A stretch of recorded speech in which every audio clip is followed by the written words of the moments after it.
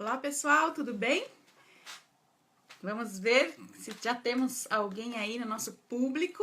A gente hoje vai falar sobre os protocolos de segurança do paciente do Ministério da Saúde.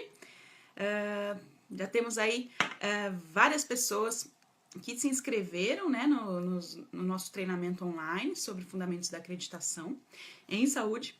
E esse primeiro live é parte integrante desse treinamento, né? Então, vocês que baixaram o e-book sobre os protocolos de segurança do paciente, agora tem esse Facebook Live para estar tirando dúvidas sobre tudo aquilo que a gente colocou no material, né? O foco realmente é a gente tirar dúvidas, abordar, trocar experiências, né? Vocês contarem o que vocês estão fazendo nas instituições de vocês relacionado aos protocolos de segurança do paciente.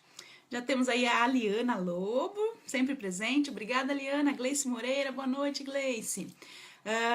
O Leandro, seja bem-vindo, Leandro. Oi, Aliana. Alessandra Los Calduro, muito bem, Alessandra, seja bem-vinda, nossa avaliadora.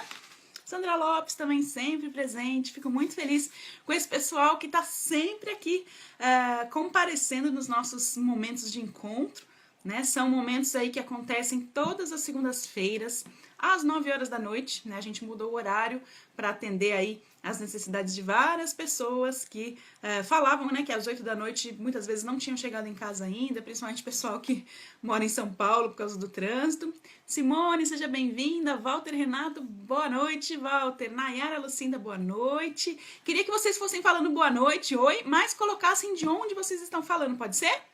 Franciele, Carolina Weber, Alessandra, queria que vocês fossem falando para a gente saber quem é de cada estado e de repente vocês até trocarem experiências e de repente até fazerem contatos aí, mesmo fora do Facebook Live, né? Depois vocês ficam aí marcadinhos nas mensagens, de repente vocês podem até fazer um networking bacana aqui dentro do nosso Facebook Live. A Ivete também, nossa avaliadora, seja bem-vinda, Ivete, provavelmente falando de Presidente Prudente. Nayara, falando de Varginha, Minas Gerais, muito bem. Quem mais? A Miriam, também é nossa avaliadora, seja bem-vinda, Miriam.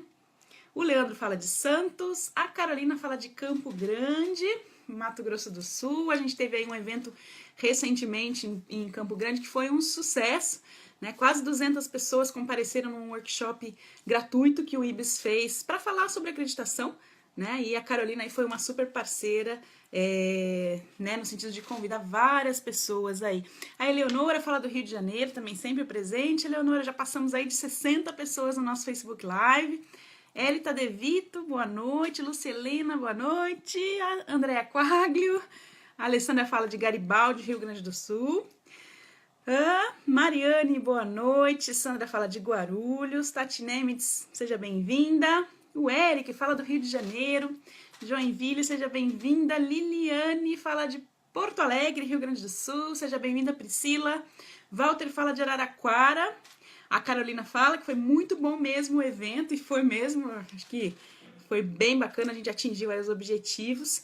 A Priscila fala de Uberaba, eu nasci em Uberaba, Priscila, seja muito bem-vinda. A Vanessa fala de Guarulhos. Vânia Dias, São José dos Campos, eu morei 8 anos em São José dos Campos, Vânia, terra muito boa. A Priscila fala de Caieiras, São Paulo. Boa noite, Tatiane. Cláudia Amara, Lucielena de Pouso Alegre, Minas Gerais. O Paulo fala de Bauru. Joinville fala lá de longe, São Luís do Maranhão, terra boa. Mara, boa noite. Amanda, boa noite do Rio de Janeiro. Renata, Passo Fundo, Rio Grande do Sul, bastante gente aí do Sul. Cláudia Amara, seja bem-vinda. Leandro fala de São Bernardo do Campo, muito bem. Já estamos aí com 83 pessoas no nosso Facebook Live, aí a gente atingindo cada vez mais público, né? Isso é muito legal, porque a gente pode conversar sobre as questões relacionadas à segurança do paciente, sobre acreditação, sobre qualidade em saúde, nesse momento aqui, livre para todo mundo entrar nessa sala e discutir. A Patrícia fala de São José do Rio Preto. Nair, seja bem-vinda. Janete Passo Fundo, mais uma de Passo Fundo. Renan Piracicaba, muito bom. Interior de São Paulo, Eunice de São Paulo. Joyce, bem-vinda. Fabiola, São Luís do Maranhão, mais gente de São Luís. Paula Narras, avaliadora, seja bem-vinda. Jackson, boa noite. Juliana Jundiaí. Lúcia de Pouso Alegre. Bom, e a gente vai acompanhando aqui todo mundo comentando sobre de onde está falando. Já passamos aí de 98 pessoas, vamos torcer para a gente passar de 100 hoje, hein? Ana de Brasília, Patrícia de Araxá, Minas Gerais. Muito bem, gente. Então, o foco hoje é a gente abordar os protocolos de segurança do Ministério da Saúde, né? Protocolos que hoje são obrigatórios, né? Desde a RDC 36, né? Houve aí um prazo de adaptação das instituições, mas hoje as instituições são obrigadas, as instituições de saúde são obrigadas a implantar esses protocolos, né? Então, eu queria primeiro saber de vocês, né? Vocês que trabalham em instituições de saúde, quem é que já tem os protocolos, os 6 protocolos de segurança implementados na totalidade? Queria que vocês dissessem um sim, sim, sim. Ou então não, né? Caso não tenha implantado ainda. Vamos lá. A Sandra comenta, Alexia, por favor, pode comentar como um avaliador avalia os protocolos nas organizações? Bom, Sandra, na verdade os protocolos eles são avaliados no contexto do gerenciamento de riscos, né?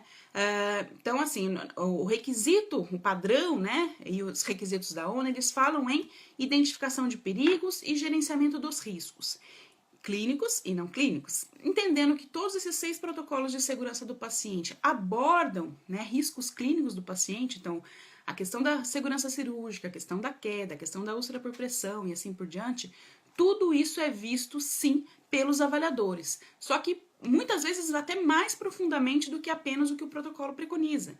Porque o avaliador, ele tem uma parte de julgamento de valor, então ele vai avaliar o protocolo no contexto da organização.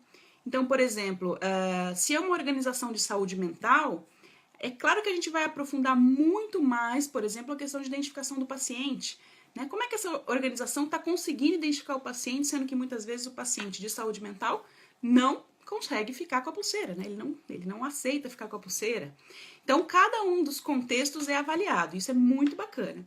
A maioria que está respondendo que sim ou parcial em processo D, muito bem. A Liliane comenta, trabalho em ambulatório de oncologia. Nesse caso, não temos a meta de cirurgia segura. É isso mesmo, Liliane, a gente só vai aplicar aqueles protocolos que são aplicáveis, né? Então, mais uma vez, além do cirurgia segura, que não vai ser aplicável para o seu caso, o protocolo de úlcera por pressão também não vai ser aplicável no seu caso. Então, a gente, obviamente, vai ter que adaptar os protocolos que são pertinentes, ok? A Daniele fala parcial, ainda implementação, muito bem. Passamos de 100 pessoas, estamos com 107 pessoas, recorde, muito, muito bom. Então foi muito bom a gente ter mudado o nosso horário, acho que todo mundo aí se sentiu mais livre para participar, né? Muito bom. Renata fala em processo de implantação, boa noite Ana Paula, Juliano, seja bem-vindo. Eliana, nossa avaliadora, boa noite, a gente tá em uma turma aí de avaliadores em peso, sempre participando, é muito bom, até para vocês ajudarem aí, me ajudarem a esclarecer as dúvidas do pessoal. A Liana fala, avaliação em novembro, boa sorte, Eliana, muito bom. Então vamos falar um pouquinho de cada uma das metas, né, das 6 metas. Eu vou começar um pouquinho sobre a meta de identificação do paciente. Por que a ONA resolveu no manual colocar a obrigatoriedade de uma política de identificação do paciente separado da política de segurança do paciente? Justamente pela importância, pelo peso que a identificação do paciente tem no contexto da segurança do paciente, né? Então a gente sabe o quanto, né, a quantidade de eventos adversos no mundo e também no Brasil, no nosso contexto, relacionado à identificação errônea do paciente. Não só a identificação relacionada à pulseirinha, né? A gente está falando de identificação de tudo que é do paciente. Identificação do prontuário, então prontuários trocados sendo utilizados para pacientes diferentes, trocas de bolsas de sangue, trocas de medicações, trocas de amostras biológicas e, obviamente, trocas de pacientes nos momentos de administração medicamentosa, oferecimento de dieta, né? Então, são vários os casos relacionados à identificação errônea e é por isso que também a ONA se preocupa em manter isso como uma política separada. É importante a gente sempre buscar identificar o que na nossa instituição a gente tem de contexto diferenciado relacionado à identificação do paciente. Então, como eu citei agora há pouco, né? Por exemplo, o paciente de saúde mental, ele muitas vezes não aceita ficar com a pulseirinha. Qual vai ser a estratégia de identificação? Alguém aqui tem um setor, uma área de saúde mental dentro do seu hospital que possa, de repente, contar pra gente o que vocês estão fazendo de diferente para identificar esse paciente? Se tiver alguém aqui que possa contar a sua experiência. Então, muitas vezes, todo mundo contando aqui que vai ter avaliação, a Luana vai ter manutenção, a Lu Estânia, avaliação em novembro também, um monte de gente aí pipocando de avaliação, espero que seja pelo IBS, tô brincando, mas assim, que a gente puder... Bom, na questão da identificação correta do paciente, o que a gente vai ter aqui de diferencial? O paciente que está inconsciente, né, então esse paciente a gente tem que ter um trabalho redobrado, o paciente de saúde mental, os RNs, né? Então o bebezinho que nasceu ali junto com a mãe recebe a identificação da mãe. A Juliana fala, a identificação do paciente em serviço ambulatorial. Identifico somente o paciente que está agendado para procedimentos ou o paciente que vem exclusivamente para consulta também.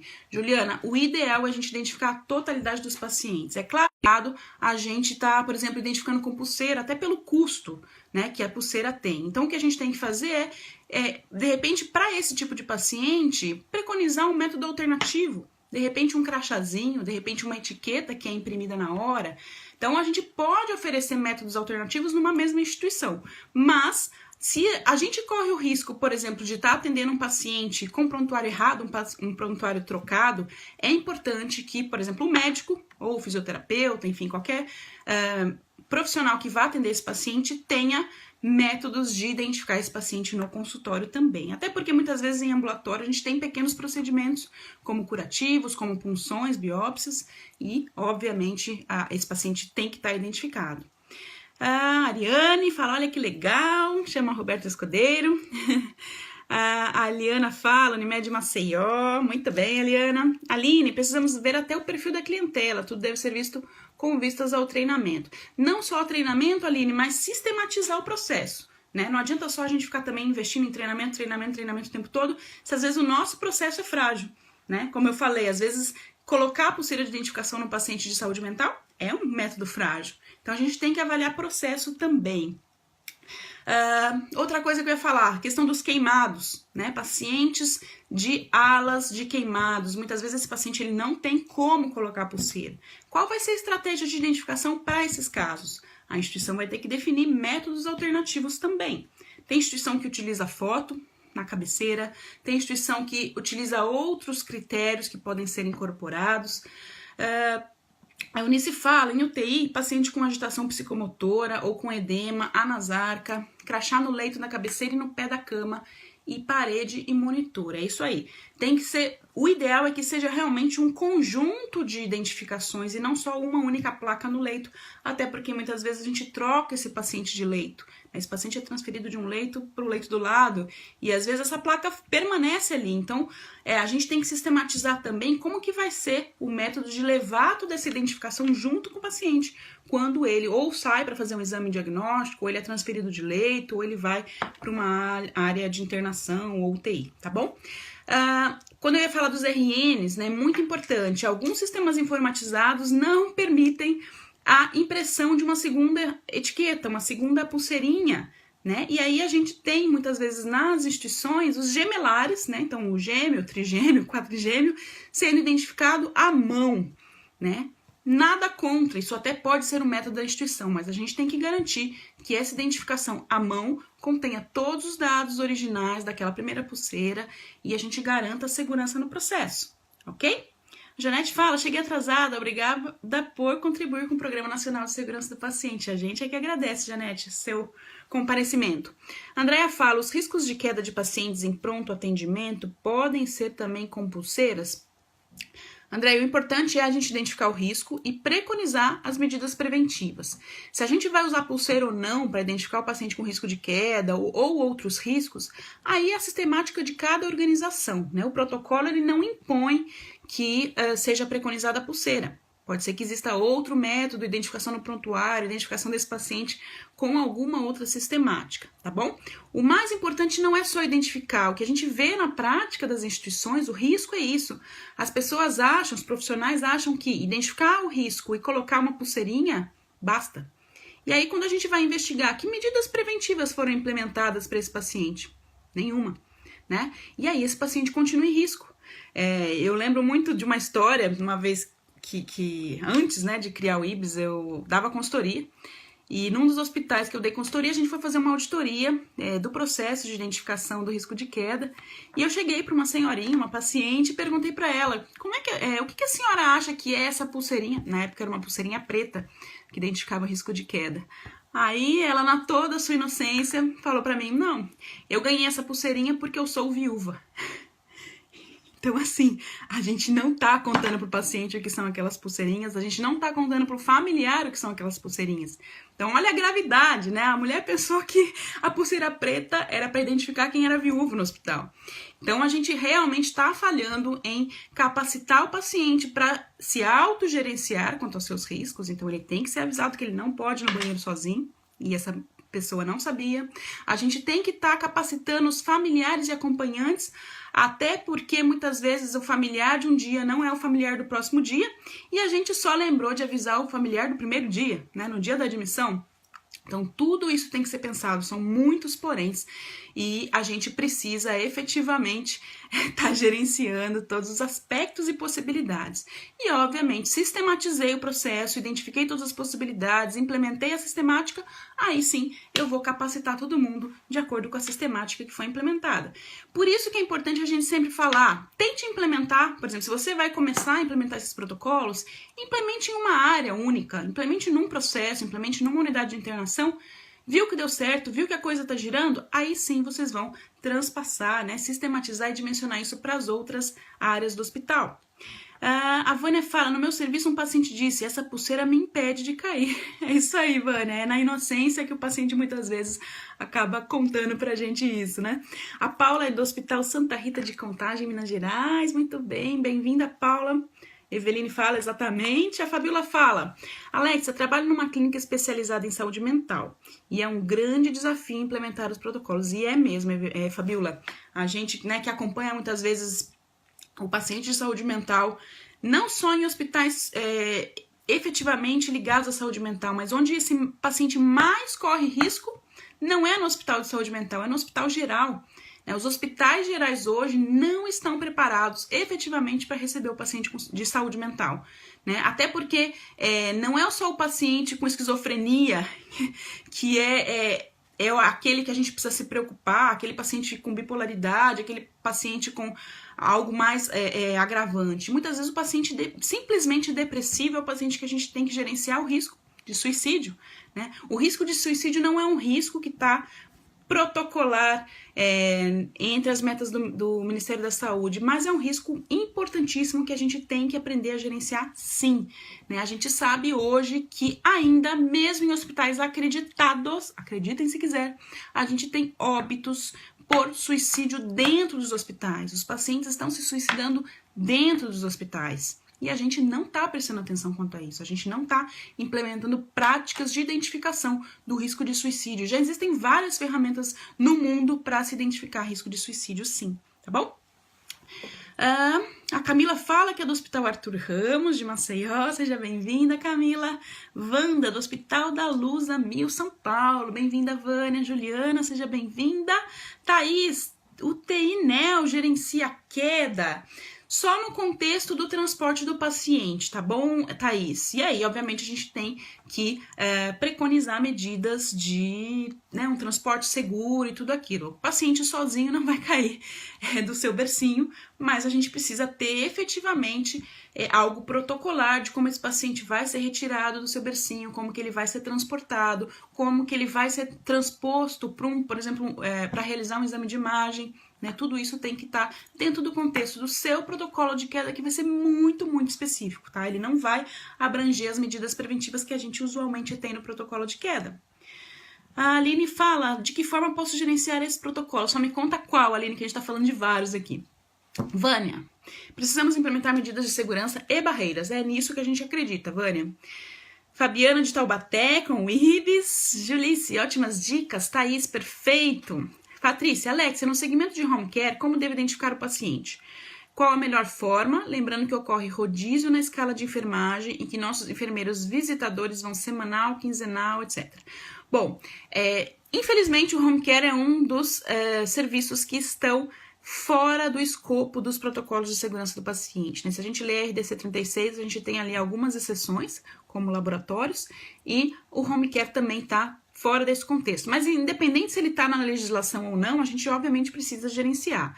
Como o paciente é único, né, e em geral, obviamente, toda a documentação desse paciente está ali e a função desse funcionário, né, desse colaborador, esse profissional, é apenas checar se tudo que está chegando para ele, como medicações, como bolsas de sangue, tem a ver com aquele paciente, a gente pode implementar medidas um pouco mais leves, né? Às vezes não precisa da pulseira, mas você pode ter uma plaquinha na beira-leito desse paciente ou alguma outra estratégia, tá bom?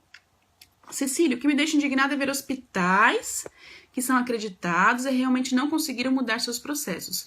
Mudam apenas para conseguir a certificação. Infelizmente, Cecília, isso vai ter no mundo inteiro, né? As pessoas que se preparam apenas para um momento e aquelas que efetivamente acreditam no processo, né? A gente como avaliador fica doido para pegar esse tipo de instituição e torcer o pescocinho deles, né? Falando numa boa, mas assim, a gente não quer efetivamente ter como clientes do IBS, por exemplo, instituições que não acreditem no processo, instituições que não vivenciem a segurança do paciente. Que vamos ter falhas em hospitais acreditados, é óbvio, sempre, né? A gente não sonha utopicamente com hospitais falha zero, né? Isso não existe, mas a gente quer hospitais que acreditem no processo, acreditem na segurança do paciente, acreditem nesses protocolos e efetivamente intensifiquem ações o tempo todo para conseguir a adesão a essas práticas, a adesão aos melhores resultados assistenciais. Frei Mariano, diretor administrativo de Uberaba, farmacêutico, muito bom, colega farmacêutico. Leilane, Clínica Mega Imagem, seja bem-vinda, Leilane. Janete, não estariam na RDC 63, sim. Joinville, quando não conseguimos manter pulseira de identificação em crianças, o que você sugere? Bom, nas crianças, nos RNs, o que o protocolo manda não é a pulseirinha na mão, mas sim a pulseirinha no tornozelo. Tá? Obviamente, aqueles RNs de muito baixo peso, muitas vezes a pulseirinha acaba não ficando no tornozelinho desses RNs. E aí a instituição vai ter que criar uma sistemática à parte.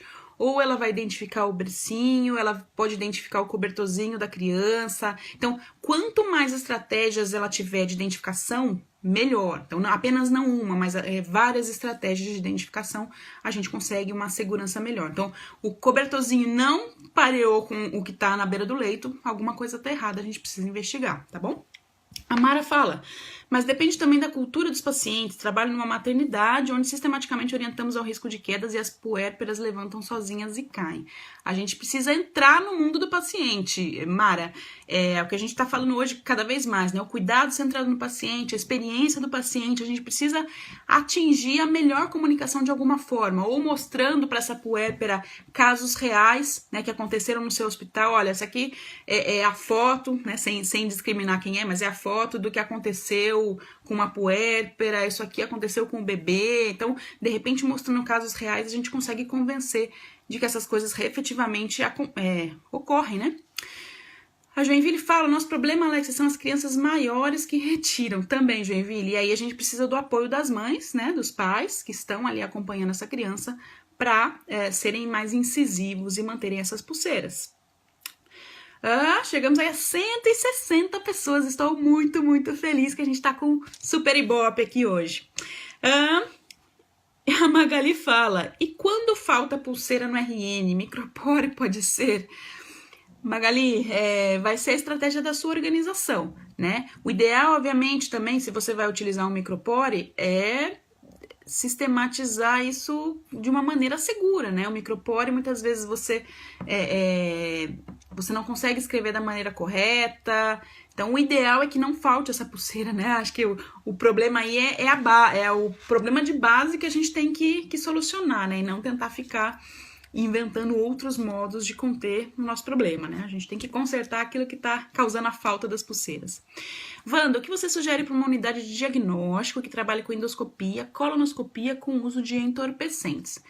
Se for relacionado ao protocolo de identificação, eu não sei se é isso, Wanda, que você quer saber, ou se é o de queda, mas na identificação é a mesma coisa, o paciente só vai entrar na sala se ele tiver identificado. Não esquecendo que em casos de endoscopia, colonoscopia, esse tipo de serviço, o protocolo de cirurgia segura é protocolo padrão a ser implementado. Então, todas as práticas do antes da endoscopia, durante a endoscopia e pós-endoscopia têm que ser implementadas. As checagens todas têm que ser implementadas. O protocolo do Ministério da Saúde é muito enfático em abordar isso, tá bom? É aplicável. José fala, Alex, eu trabalho numa UPA, nosso fluxo é contínuo e intenso, porém em menos de 24 horas nosso paciente já é liberado ou transferido. E sentimos uma certa dificuldade, principalmente no protocolo de queda e esse acompanhamento com a escala de Morse. O que você sugere?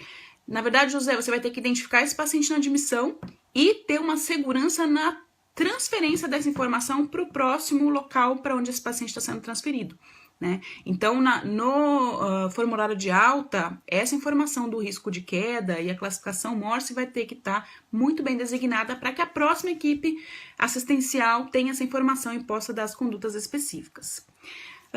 Eleonora, como fazer colaboradores checarem a pulseira antes de qualquer procedimento? O que você sugere? Eleonora, é só a mudança de cultura, né?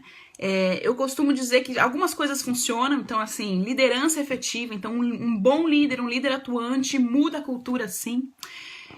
Competição, eu adoro isso, então instituições que colocam, por exemplo, metas de adesão e comparam essas metas ao longo das unidades. Olha, a minha UTI adulto A está tendo muito mais adesão que a UTI adulto B, ou a unidade de internação X está tendo muito menos adesão que a unidade de internação Y.